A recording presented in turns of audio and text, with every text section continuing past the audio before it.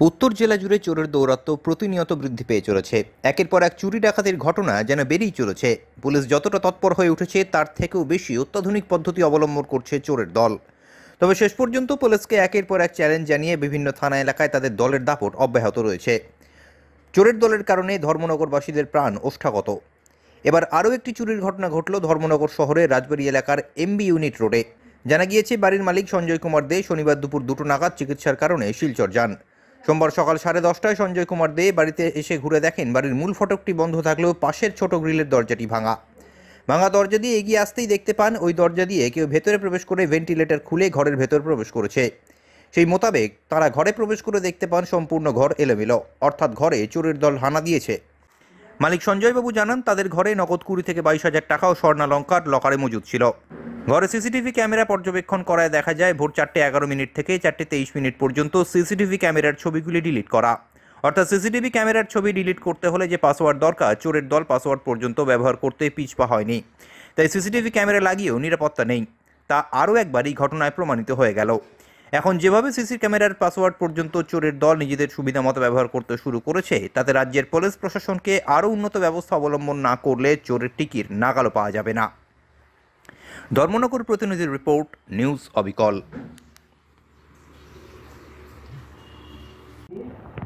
আমি সঞ্জয় কুমার দে, ধর্মনগর থানার অন্তর্গত রাজবাড়ি এমবি ইউনিট রোডে আমার বাসা।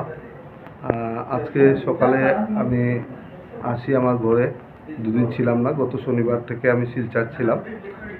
এসে দেখি যে আমাদের মেইন গেটের তালাটা ভাঙতে পারেনি, পাশে আরেকটা গ্রিলের গেট ছিল, সেটা ভেঙে তালা ভেঙে ভেতরে ঢুকতে আমি দেখি যে এখানে একটা মই লাগানো। তো উপর দিকে দেখি ভেন্টিলেটরটা ভাঙা ছিল। তারপর ঘরের কোনো ধরনের একটা দরজা খোলা ছিল, আর বাকি যে লক ছিল দরজাগুলোকে খুলেনি। ওই ভেন্টিলেটর দিয়ে কেউ না কেউ ঢুকেছে, দেখে সন্দেহ করা যাচ্ছে যে বাচ্চা কেউ ঢুকে লাস্ট দরজাটা খুলে দিয়েছে। তো ভেতরে এসে দেখি সব কিছুই খোলা ছিল। তো কাপড় টাপড় বেশি কিছু নেয়নি। আমার একটা কেবিন ছিল বা লকার ছিল, আমার মিসেসের একটা লকার ছিল, দুটো লকারই ভাঙা।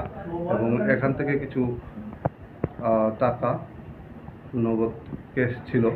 কত টাকা হবে? টাকা 20 থেকে 22,000-এর মতন হবে, এটা আমি বলতে পারবো। আর সোনা গয়না কত ছিল জানি না। একটা ইয়ের মধ্যে, থলির মধ্যে আমার মিসেস যাওয়ার সময় আমাকে দিয়ে গেছিলো, যে ওরা আগে চলে গিয়েছিল শিলচরে, আমি পরেই গেছি, তো ওইটাও নেই।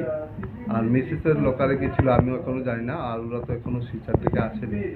তো ওইখান এই ক্ষয়ক্ষতি হয়েছে। আর বাকি কোনো কাপড় টাপড় তো নেয়নি এখন পর্যন্ত, যা দেখেছি সব কিছু ঠিক আছে ঘরে, এতটুকুই এখন পর্যন্ত।